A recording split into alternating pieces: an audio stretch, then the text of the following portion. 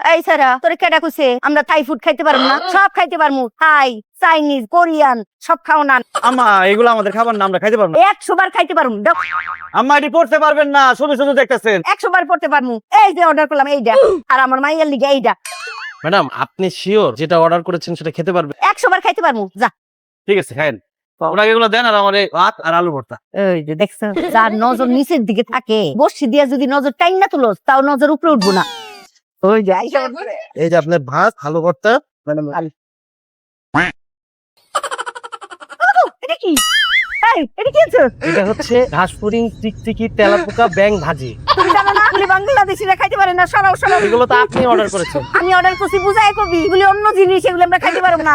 এরিনিয়া ফেরত দিয়া দেন আমগুলো ভাত আর আলু ভর্তা লয়ে। এগুলো তার ফেরত দেওয়া যাবে না। আপনারা যদি চান নতুন করে অর্ডার করতে। আস্তে কোনো নতুন অর্ডার হইব না, যা অর্ডার দিছে তারা ওটাই খাবো। আপনি জানতো ভাই, একটা যদি নষ্ট করেন আম্মা আচ্ছা কিন্তু খবর আছে, আজকে বলে যাবো আপনি আমার শাশুড়ি লাগে।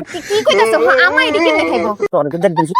দেহ বিদেশে আইসা যদি এখন এগুলি খাইতে হয়, আমি তো বলেছিলাম জামাই। অর্ডার দেওয়ার সময় মনে আসলো না, তাহলে তো করে খাম।